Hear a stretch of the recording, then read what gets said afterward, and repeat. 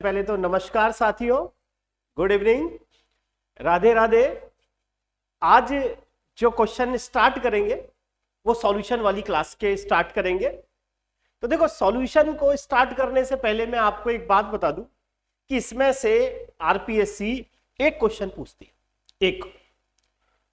अब जिन विद्यार्थियों ने सॉल्यूशन पहले पढ़ रखा है वो ही इसको हाथ लगा, और जिन्होंने नहीं पढ़ रखा वो यूं कर देना।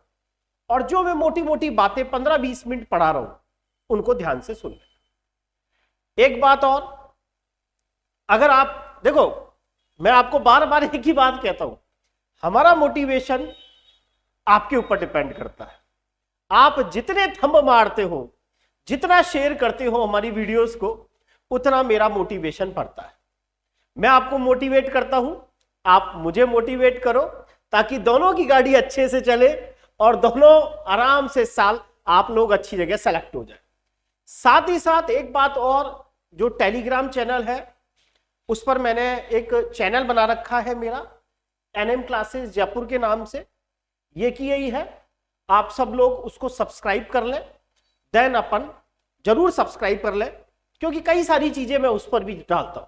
इसलिए सॉल्यूशन स्टार्ट करने से पहले मोटी मोटी 3-4 फॉर्मूले आप अपनी कॉपी के अंदर लिख लें। जो भी स्टूडेंट्स सॉल्यूशन पढ़ रहे हैं, ये देखिए, सॉल्यूशन मैं आपको बार बार कहूं कि सॉल्यूशन वाला चैप्टर कोई 5-7 मिनट का चैप्टर नहीं। सॉल्यूशन का चैप्टर आप तभी पढ़ें जब आपको कुछ चीजें पता हो। सबसे इंपॉर्टेंट 3-4 इसके अंदर फॉर्मूले। एक फॉर्मूला तो उसका सबसे पसंदीदा फॉर्मूला हो रहा है परासरण दाब निकालने का। तो आप एक तो इस फॉर्मूले को अच्छे से याद रखें चैप्टर को चालू करने से पहले, कि साहब परासरण दाब निकालने का फॉर्मूला पाए बराबर क्या होता है, CST आइटा CST। एक फॉर्मूला ये याद रखें, क्योंकि मैंने कहा ना कुछ 4 फॉर्मूले हैं जिन पर एग्जामिनर क्वेश्चन पूछता है, ज्यादा नहीं है। पता है आपको, बड़ी मजे की चीज है फिजिकल। अगर आ गया तो बल्ले बल्ले, नहीं आया तो जय श्री श्याम। अब देखिए, पाए बराबर आइटा इंटू CST, ये एक फॉर्मूला है परासरण दाब निकालने का। इसके अंदर जो परासरण दाब निकालने का फॉर्मूला आइटा इंटू CST है, यहां जो पाई है ये परासरण दाब है जो क्वेश्चन में एटमॉस्फेरिक में दे रखा होगा। आइटा वांटाफ गुणांक है, कंसंट्रेशन सांद्रता होती है जो आपको क्वेश्चन के अंदर मोल बटे लीटर में दे रखी होगी। ऐसे कांस्टेंट है जिसकी वैल्यू क्वेश्चन में आपको 0.082 दे रखी होगी, और टेम्परेचर क्वेश्चन के अंदर मुझे केल्विन में लगाना होगा। तो एक फॉर्मूला, जब भी आप सॉल्यूशन पढ़ें तो एक फॉर्मूला अपने दिमाग में अपनी कॉपी के अंदर पहला फॉर्मूला लिख लें। परासरण दाब निकालने का फॉर्मूला आ जाए तो आइटा इंटू CST, पहला फॉर्मूला। दूसरा क्या है, एक क्वेश्चन और उसकी पसंद है जो मैं देख रहा हूं, वो क्या कहेगा, आपसे कहेगा कि मैंने पानी में ग्लूकोज घोल दिया। अब कहेगा कि अब आप बताएं इस सॉल्यूशन का बॉइलिंग पॉइंट क्या होगा। तो जब भी आपको सॉल्यूशन का बॉइलिंग पॉइंट TS निकालना हो, तो जो क्वेश्चन के अंदर सॉल्वेंट का बॉइलिंग पॉइंट दे रखा होगा उसके अंदर आपको ΔT भी जोड़ देना है। एक इस बेसिस के ऊपर क्वेश्चन खूब आ रहा है कि मुझे विलयन का बॉइलिंग पॉइंट जब भी निकालना हो तो विलायक का जो बॉइलिंग पॉइंट होगा उसमें ΔT भी जोड़ेगा। जनरली जो हमारा सेकंड ग्रेड लेवल का एग्जामिनर का क्वेश्चन होगा, अगर आएगा तो वो इस तरीके का आएगा कि मैंने पानी के अंदर ग्लूकोज को घोल दिया, तो बताओ अब सॉल्यूशन का बॉइलिंग पॉइंट क्या होगा। तो आप सबको पता है कि सॉल्यूशन का बॉइलिंग पॉइंट हमेशा सॉल्वेंट के बॉइलिंग पॉइंट से ज्यादा होता है।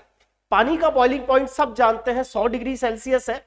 तो ऐसी स्थिति में जो आंसर आएगा वो 100 डिग्री सेल्सियस से ज्यादा ही आएगा, और ऐसी स्थिति में कहीं ना कहीं ऑप्शन में 100.052, 100.52 एक ऑप्शन ऐसा मिलेगा, वो ही ज्यादातर आंसर जाता है। तीसरा, बार बार में आपको मोललता निकालनी आनी चाहिए। मोललता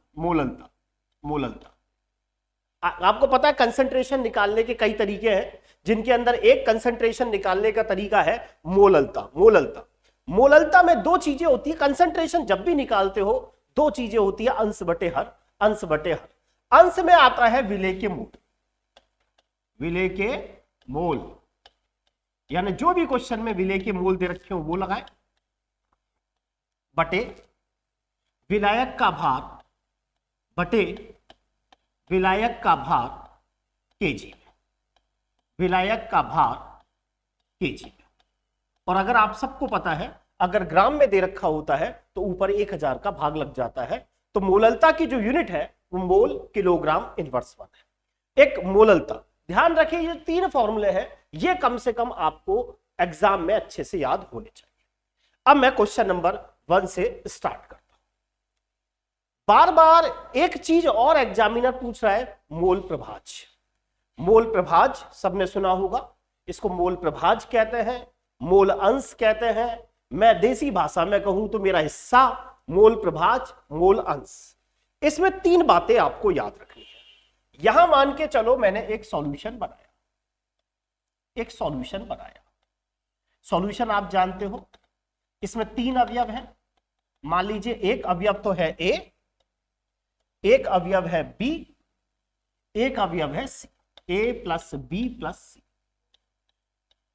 अब मुझसे कहा इस सॉल्यूशन में ए के कितने मोल अंश हैं, तो आप क्या कहोगे, ए के मोल अंश निकालने हैं तो आप कहोगे ए के मोल बटे विलयन में कुल मोल, Na plus Nb plus Nc। अगर मुझसे कहे कि इस सॉल्यूशन में बी के मोल प्रभाज निकालो तो आप कैसे निकालेंगे? बी के मोल प्रभाज निकालने का तरीका, बी के मोल बटे कुल मोल Na plus Nb plus Nc। अगर मुझसे कहे सी के मोल प्रभाज निकालो तो Nc upon Na plus Nb plus Nc। विलयन में उपस्थित जितने भी अवयव हैं ए बी सी डी, अगर इन सबके मोल प्रभाजों को जोड़ोगे यानी XA plus XB plus XC करोगे तो उसका योग हमेशा कितना आएगा? 1। तो मोल प्रभाज के बारे में 3 बातें क्या याद रखनी है। मोल प्रभाज जब भी क्वेश्चन में कहे मोल प्रभाज कैसे निकालेंगे, मोल प्रभाज निकालने का तरीका उस अवयव के मोल बटे विलयन में उपस्थित सभी अवयवों के कुल मोल। दूसरी बात, मोल प्रभाज यूनिटलेस होती है, इसकी कोई यूनिट नहीं होती। जैसे आपने कहा मोललता की यूनिट तो साहब मोल बटे केजी, लेकिन मोल प्रभाज की कोई भी यूनिट नहीं होती, ऊपर भी मोल नीचे भी मोल। तीसरी बात, विलयन में उपस्थित जितने भी अवयव हैं उन सब के मोल प्रभाजों का योग कितना होगा? 1 होगा। आरपीएससी फर्स्ट ग्रेड 2018 में पूछा गया एक सॉल्यूशन है जिसमें 3 कंपोजिशन है ए बी और सी। हर घटक के 0.2 मोल यानी ए के भी 0.2 मोल, बी के भी 0.2 मोल, सी के भी 0.2 मोल, और पूछा गया इन सबके मोल प्रभाजों का योग क्या होगा। तो अभी मैंने कहा अगर विलयन में उपस्थित जितने भी अवयव हैं उनके मोल अंशों का योग हमेशा 1 होता है। अगर आप ए के मोल प्रभाज निकालोगे, ए के मोल प्रभाज कैसे निकालोगे? ए के मोल 0.2 बटे कुल मोल 0.2 प्लस 0.2 प्लस 0.2। बी के मोल प्रभाज निकालोगे 0.2, 0.2 प्लस 0.2 प्लस 0.2। सी के मोल प्रभाज 0.2 बटे 0.2 प्लस 0.2 प्लस 0.2, और तीनों के मोल अंशों को जोड़ोगे तो उसका योग हमेशा हमेशा कितना आएगा? 1 आएगा। क्वेश्चन नंबर 2, अच्छे से मोललता पढ़ ले। मोललता की डेफिनेशन आप सब जानते हैं, 1 किलोग्राम विलायक में उपस्थित विलेय के मोलों की संख्या। मोललता एकमात्र ऐसी कंसंट्रेशन है जिसमें विलायक आता है, वरना सब में विलयन विलयन विलयन। मोललता आपको आनी चाहिए। मोललता क्या चीज है? मोललता की डेफिनेशन आपको पता है, 1 किलोग्राम विलायक में उपस्थित विलेय के मोलों की संख्या मोललता कहलाती है। अब जब भी कंसंट्रेशन लिखनी होती है किसी भी चीज की, एक अंश होता है और एक हर है।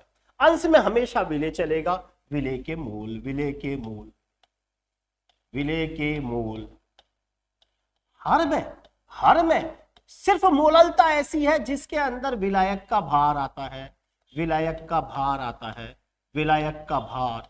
1 किलोग्राम विलायक में उपस्थित विलेय के मोलों की संख्या। अगर क्वेश्चन में विलायक का भार ग्राम में दे रखा है तो उसको किलोग्राम में बदलने के लिए किसका भाग लगेगा? 1000 का। आ रहा है समझ में? मोललता के ऊपर 3 क्वेश्चन क्या? नंबर 1, इसकी यूनिट क्या होगी? मोल किलोग्राम इनवर्स 1। दूसरी बात, जो मोललता है वो वेट बाई वेट यूनिट है, कहीं भी आयतन नहीं आ रहा, और जितनी भी वेट बाई वेट यूनिट्स होती है वो तापमान से प्रभावित नहीं होती।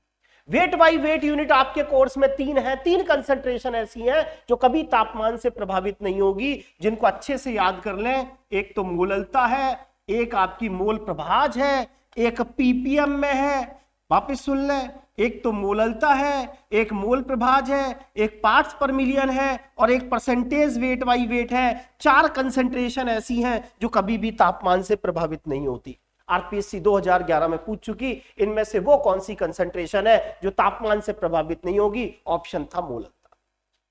मोल बटे केजी, अंश में मोल, हर में विलायक का भार केजी। अब आपको क्वेश्चन देखें, 6 ग्राम एथेनोइक एसिड है और आपने उसको 200 ग्राम बेंजीन में घोला। अब सपना देखना पड़ेगा कि हमने 200 ग्राम बेंजीन ले रखा है। वैसे भी जो चीज ज्यादा मात्रा में होती है वो विलायक होता है। अब सपना भी सोच सकते हैं, यहां हमें ये कह रहा है कि साहब ये 200 ग्राम बेंजीन, 200 ग्राम बेंजीन है, ये रही 200 ग्राम बेंजीन, 200 ग्राम बेंजीन, यानी विलायक का भार 200 ग्राम बेंजीन। अब इसमें हमने 6 ग्राम एथेनोइक एसिड घोल दिया, 6 ग्राम एथेनोइक एसिड घोल दिया और हमसे कहा अब आप इसकी मोललता निकालें। तो मोललता कैसे निकालोगे? सबसे पहले आप ये पहचाने इसमें विलेय कौन है। हमें पता चल गया विलेय एथेनोइक एसिड है। एथेनोइक एसिड आप सबको पता है, एसिटिक एसिड को ही एथेनोइक एसिड कहते हैं। एसिटिक एसिड को ही एथेनोइक एसिड कहते हैं। क्वेश्चन में अगर विलेय के मोल दे रखे हो तब तो बल्ले बल्ले, लेकिन यहां विलेय के मोल नहीं दे रखे, मुझे विलेय के मोल बनाने पड़ेंगे। हाँ, विलायक का भार तो दे रखा है 200 ग्राम, विलेय के मोल कैसे बनाए? विलेय के मोल बनाने का तरीका होता है, विलेय का दिया गया भार ग्राम में छोटा मामा बटे बड़ा मामा, छोटा मामा बटे बड़ा मामा, छोटा मामा ऊपर रहेगा, बड़ा मामा नीचे रहेगा। 6 ग्राम एथेनोइक एसिड है, यानी विलेय के मोल कैसे बनाएंगे? विलेय का दिया गया भार कितना है? 6 ग्राम। विलेय का दिया गया भार 6 ग्राम और एथेनोइक एसिड का ग्राम अणुभार आप सब जानते हैं 60, यानी इसका अणुभार कितना होता है? 60। मोल कैसे निकालते हैं? जो भी अवयव का भार दे रखा होता है ग्राम में, उसके अणुभार का भाग लगा देते हैं। विलायक का भार यहां कितना दे रखा है? 200 ग्राम। विलायक का भार कितना दे रखा है? 200 ग्राम। किसका भाग लग जाएगा? 1000 का, क्योंकि विलायक का भार ग्राम में है। ये 10 बार गया, ये 5 बार गया, 1/2, 1/2 का मतलब कितना हो गया? 0.5। मोललता यूनिट आप निकाल लोगे, मोल किलोग्राम इनवर्स में। देखिए, बार बार आपसे फिर एक ही बात कहूंगा, सॉल्यूशन जैसे जो चैप्टर्स हैं उनको हाथ आप तभी लगाएं जब आपकी तैयारी, आप इनको पहले से पढ़ चुके हैं। नहीं पढ़ा आपने तो जो चीजें मैं अभी आधा घंटे 20-25 मिनट में बोलूंगा उनको आप पढ़ के जाएं, 100% आपको प्रॉफिट होगा। एक बात और, जो मेरी खाने वाली ये 15-20 क्लास है वो, और जो हमारे 15 पेपर माइनर और मेजर हुए हैं, आप उनको निकाल लीजिए, आपका काम सफिशिएंट हो जाएगा। केमिस्ट्री में, बॉटनी में, जूलॉजी में आपको कहीं दिक्कत नहीं आएगी। फिजिक्स में तो भगवान भरोसे होता है पेपर, आप चाहे तो आज इसको मान लें या जिस दिन एग्जाम देंगे उस दिन मान लेंगे। ये वाला जो क्वेश्चन है ये आपसे नहीं आएगा इस लेवल का क्वेश्चन, लेकिन हमसे ये वाला जो क्वेश्चन है वो 2 बार लगातार फर्स्ट ग्रेड में पूछा गया है। ये एक्चुअल में जिन्होंने पढ़ रखा है सॉल्यूशन अच्छी तरह से वही ध्यान रखें। सबने एक फॉर्मूला पढ़ रखा है, वाष्प दाब में आपेक्षिक अवनमन, वाष्प दाब में आपेक्षिक अवनमन विलेय के मोल प्रभाज के बराबर होता है। वापिस मैं कह रहा हूं इस फॉर्मूले को वही पढ़ें जिन्होंने पढ़ रखा है। वाष्प दाब का आपेक्षिक अवनमन विलेय के मोल प्रभाज के बराबर होता है। इस वाले क्वेश्चन, ये क्वेश्चन में थोड़ी सी एक डाटा और रह गया है, अभी मैं लिखा रहा हूं। ये कह रहा है एक शुद्ध बेंजीन है। शुद्ध बेंजीन का मतलब ये सॉल्वेंट का काम कर रही है। P0 आपको पता है विलायक का वाष्प दाब है, PS विलयन का वाष्प दाब है, P0 विलायक का वाष्प दाब है। बार बार कह रहा हूं इस क्वेश्चन को वही पढ़ें जिन्होंने पहले कर रखा है, नहीं कर रखा मत करें। यह कहता है कि जो शुद्ध बेंजीन है उसका वाष्प दाब 0.85 बार, यानी बेंजीन यहां विलायक का काम कर। उसमें मैंने एक 5 ग्राम अवाष्पशील विलेय मिला दिया और बेंजीन का जो भार है वो 39 ग्राम है। और इसमें एक डाटा और है, जब हमने मतलब बेंजीन में अवाष्पशील विलेय मिला दिया तो जो विलयन बना उस विलयन का वाष्प दाब राजस्थान बोर्ड की बुक में दे रखा है। विलयन का वाष्प दाब, विलयन का वाष्प दाब, ये देखिए 2 बार क्वेश्चन रिपीट हुआ है, 2018 और 2022। ऐसे क्वेश्चनों को डायरेक्ट निकल जाओ। विलयन का वाष्प दाब दे रखा है 0.845। क्वेश्चन वापिस समझे, ये कह रहा है बेंजीन सॉल्वेंट है, हमने उसके अंदर कोई अज्ञात 0.5 ग्राम विलेय मिला दिया है और आपको उस अज्ञात विलेय का अणुभार ज्ञात करना। ये एक फॉर्मूला है, जिन्होंने पढ़ रखा है, वाष्प ताप में आपेक्षिक अवनमन विलेय के मोल प्रभाज्य के बराबर होता है। यह n विलेय के मोल है और ये कैपिटल N विनायक के मोल है। P0 विलायक की वाष्प दाब है जो 0.85 है। PS विलयन की वाष्प दाब है जो 0.845 है अपॉन P0 0.85।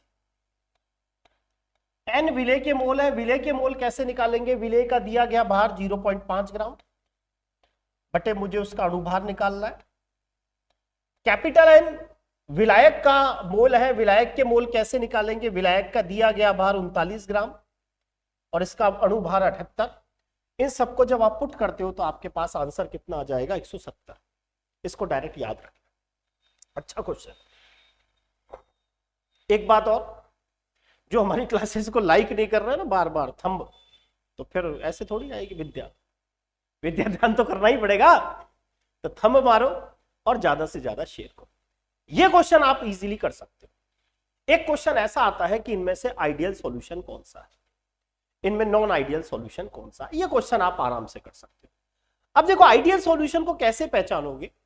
अगर आपको लगे कि विलेय और विलायक दोनों एक ही परिवार के, जैसे लिखा हो नॉर्मल हेक्सेन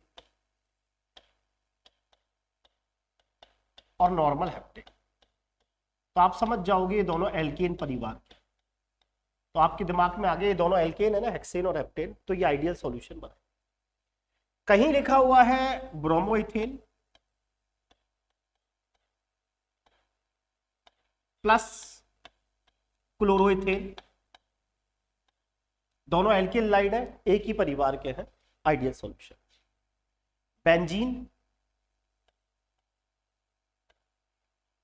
और टॉलुइन, ज्यादातर ये एग्जांपल सबसे ज्यादा पूछा जाता है आइडियल सॉल्यूशन का, बेंजीन और टॉलुइन। बेंजीन और टॉलुइन ये दोनों एरोमेटिक हाइड्रोकार्बन है, एक ही परिवार के एरोमेटिक हाइड्रोकार्बन। अब आपसे पूछा इसमें आइडियल सॉल्यूशन कौन सा है, तो आइडियल सॉल्यूशन का पहला एग्जांपल बेंजीन और टॉलुइन।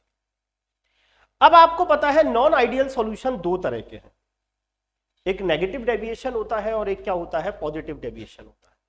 सुना होगा धनात्मक विचलन दर्शाने वाले अनादर्श विलयन और ऋणात्मक विचलन दर्शाने वाले अनादर्श विलयन। ज्यादा नहीं, एक एक एग्जांपल आप याद रखेंगे। ऐसे याद रखें, तुम्हें पता है पहले चार्टेड अकाउंटेंट हुआ करते थे सीए, आज भी हैं सीए। तो सीए का एक बहुत बड़ा बूम हुआ करता था, आज भी है सीए, लेकिन उस समय तो बड़ा खतरनाक बूम हुआ करता था। आजकल थोड़ा सा बूम डाउन हुआ है, यानी कि जिसके अंदर आपको क्लोरोफॉर्म और एसीटोन दिखे।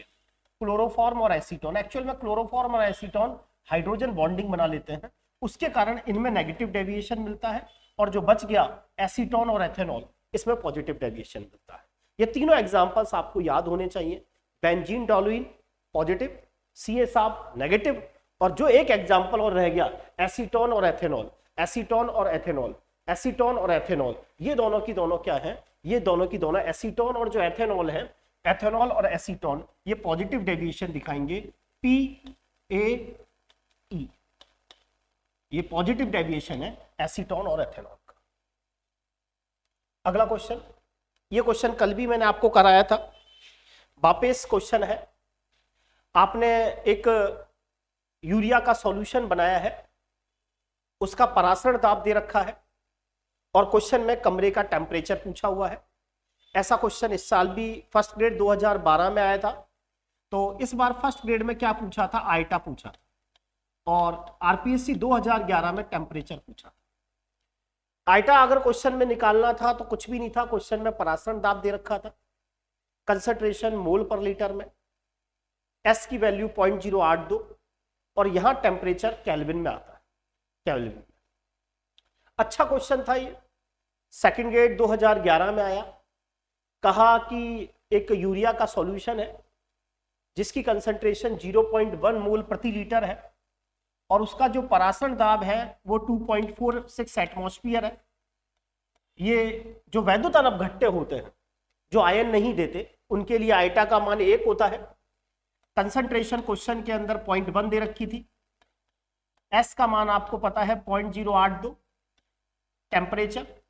जब आप इन सबको फाइंड आउट करोगे, पुट करोगे, तो टेम्परेचर 300 केल्विन आएगा। बताया ना, इस समय ऐसा पुट करने पर टेम्परेचर केल्विन में आता है, और ऐसा ऑप्शन केल्विन में कोई भी नहीं था, एक ही ऑप्शन था, कौन सा, 27 डिग्री सेल्सियस, क्योंकि 27 डिग्री सेल्सियस और 300 केल्विन एक ही बात है। ऐसी कौन सी कंसंट्रेशन है जो यूनिट लेस है? अभी अभी मैंने कहा था कि जो मोल भिन्न होती है वो यूनिट लेस होती है। मोललता तो आप जानते हो, मोल बटे केजी। 1 किलोग्राम विलायक में उपस्थित विलेय के मोल, ऊपर मोल, नीचे विलायक का भार केजी। मोलरता सब जानते हो, 1 लीटर विलियन में उपस्थित विलेय के मोलों की संख्या। मोलरता या कंसंट्रेशन एक ही बात होती है, N/V। ये तो विलेय के मोल, ये विलियन का आयतन लीटर में। डेंसिटी की यूनिट आप जानते हो ग्राम पर ml। मोल भिन्न की कोई भी यूनिट नहीं होती, इसीलिए इसका आंसर ये।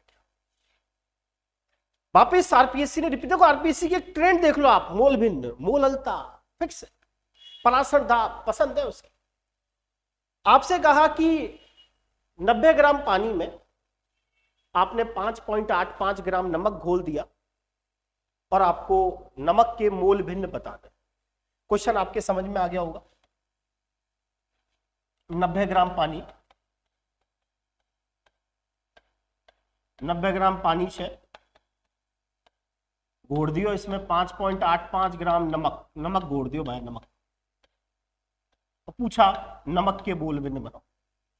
अब मोल भिन्न बनाने का मतलब ही क्या है, मुझे नमक के मोल भिन्न बनाने हैं। नमक के मोल भिन्न बनाने का मतलब ऊपर नमक के मोल, ऊपर नमक के मोल बटे कुल मोल। कुल मोल का मतलब नमक के मोल प्लस पानी के मोल। अब क्वेश्चन में कहीं भी मोल नहीं दे रखे, मोल बनाने पड़ेंगे। नमक के मोल कैसे बनाओगे? नमक के मोल बनाने का तरीका, क्वेश्चन में नमक का दिया गया भार 5.85 ग्राम और नमक का अणुभार होता है 58.5। पता होगा क्लोरीन का 35.5 और सोडियम का 23। इसको सॉल्व करोगे 1/10, 1/10 का मतलब 0.1, तो ये तो हुआ 0.1 मोल नमक के। 0.1 पानी के मोल बना लोगे, दिया गया भार 90 ग्राम, इसमें 18 का भाग लगेगा 5, तो 0.1 बटे 5.1 सॉल्व करोगे 1/51, 0.0196। ये वाला जो क्वेश्चन है, ये क्वेश्चन फर्स्ट ग्रेड में आया, और ये वाला जो क्वेश्चन है ये राउल्ट के नियम पर आधारित है। जिन्होंने बार बार कहा सॉल्यूशन पढ़ा है 1-2 बार भी, वही इनमें हाथ डाले ऐसे क्वेश्चन में। राउल्ट का नियम यह कहता है कि किसी विलायक में अगर आपने कोई आवासशील विलेय मिला दिया तो बनने वाले विलयन की जो वाष्प दाब होती है वो विलायक की मोल प्रभाज के समानुपाती होती है। PS बराबर P0 XB। यहां XB क्या है? विलायक के मोल है, विलायक के मोल प्रभाज। XB क्या है? विलायक के मोल प्रभाज। क्वेश्चन में यह कहता है कि एक सॉल्यूशन है जिसमें विलेय तो 0.15 मोल है, विलायक 0.85 मोल है, और उस सॉल्यूशन की जो वाष्प दाब है वो 120 mm ऑफ Hg है। और वो ये कह रहा है कि जो इसके अंदर विलायक जो है, अगर वो शुद्ध अवस्था में होता तो उसकी वाष्प दाब आपको फाइंड आउट करनी है P0। XB आपको पता है विलायक के मोल है। विलायक के मोल कैसे निकालेंगे? विलायक के मोल प्रभाज कैसे निकालोगे? विलायक के मोल बटे कुल मोल, तो कुल मोल 0.85 और 0.15 अब आप P0 फाइंड आउट करोगे तो आपके पास आंसर कितना आ जाएगा? 141.1 mmHg। ऐसे क्वेश्चन सेकंड ग्रेड की दृष्टि से अच्छे होते हैं आप लोगों के लिए। आइडियल सॉल्यूशन के लिए क्या बात सही नहीं है? सब जानते हैं आइडियल सॉल्यूशन वो सॉल्यूशन है जो राउल्ट के नियम का पालन करते हैं। आइडियल सॉल्यूशन जब हम बनाते हैं, कंपोनेंट्स को आपस में मिलाते हैं, तो ΔH मिक्सिंग बराबर 0 होता है, किसी भी प्रकार की एनर्जी रिलीज नहीं होती। अगर 50 ml A मिलाया, 50 ml B मिलाया, तो वॉल्यूम आपको 100 ml ही प्राप्त होगा, यानी आयतन में किसी भी तरह का परिवर्तन नहीं होता। एथेनॉल और एसीटोन आइडियल सॉल्यूशन के एग्जाम्पल नहीं है। आइडियल सॉल्यूशन के एग्जाम्पल तो एक ही परिवार के हैं, hexane heptane, ethyl bromide, ethyl chloride. Benzene और टोलुइन। एथेनॉल और एसीटोन के तो सर पॉजिटिव डेविएशन का एग्जाम्पल दिखाते हैं, सीए साहब क्लोरोफॉर्म और एसीटोन तो नेगेटिव डेविएशन है। इस वाले क्वेश्चन के अच्छे चांसेस होंगे। 4 आपको सॉल्यूशन दे दिए जाएंगे।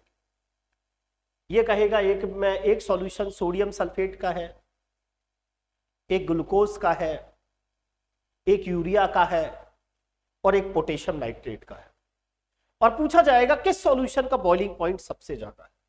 तो जब भी सॉल्यूशन का बॉइलिंग पॉइंट निकालना हो टीएस बराबर, तो फॉर्मूला होता है T naught plus del T. जब भी हमें किसी सॉल्यूशन का बॉइलिंग पॉइंट निकालना हो तो फॉर्मूला होता है T naught plus del T B. अब आप सबको पता है यहां टी नॉट है विलायक का boiling point, del T B कहलाता है क्वथनांक में उन्नयन। डेल टी बी एक कॉलिगेटिव प्रॉपर्टी है जो विलेय के कणों की संख्या पर निर्भर करती है। पता होगा कॉलिगेटिव प्रॉपर्टी वो प्रॉपर्टी है जो विलेय के कणों की संख्या पर डिपेंड करे। डेल टी बी एक कॉलिगेटिव प्रॉपर्टी है जो डिपेंड करेगी विलेय के कणों की संख्या पर।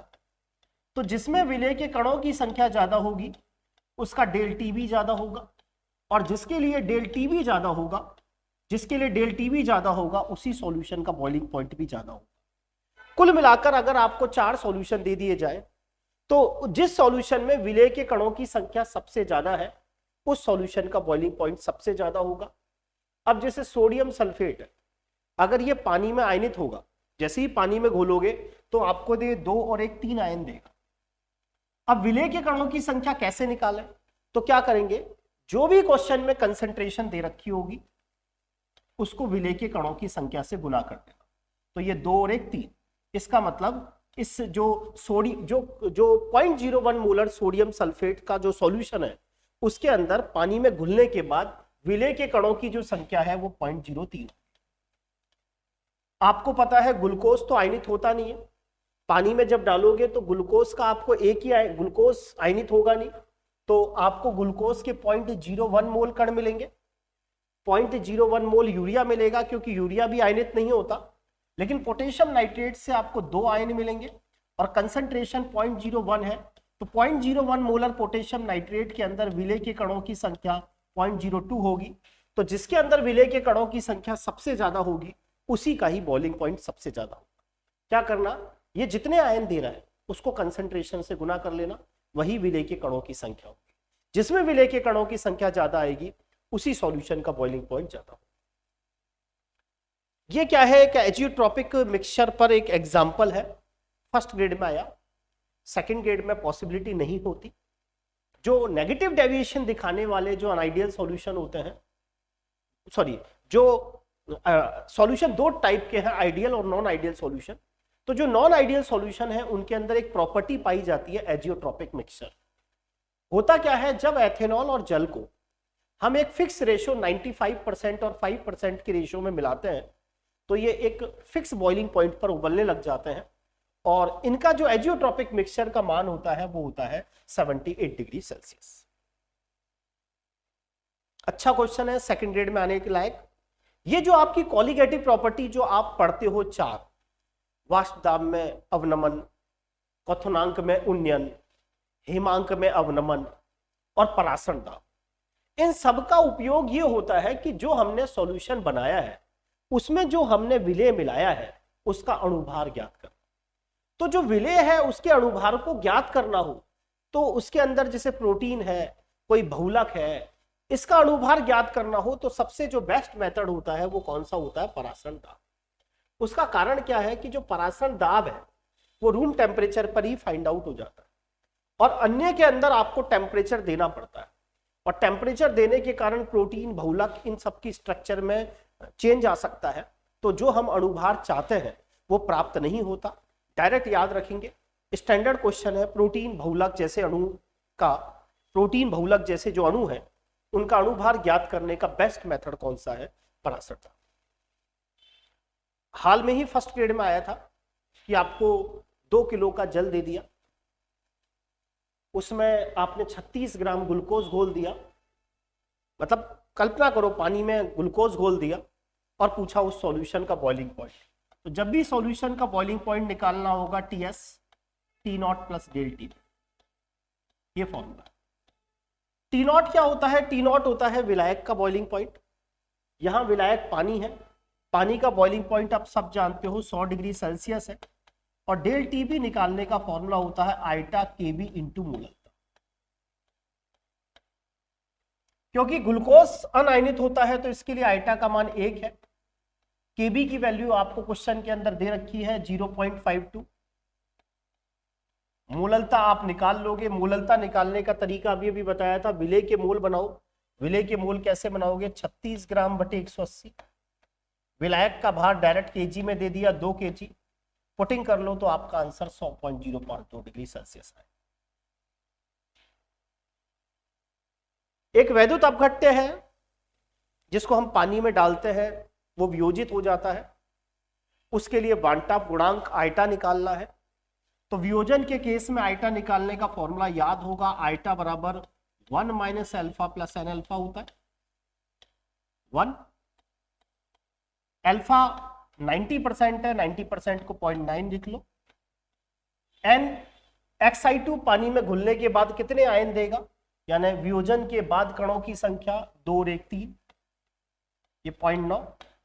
सॉल्व कर लो, 2.7 और 0.1 2.8। इतना ही है।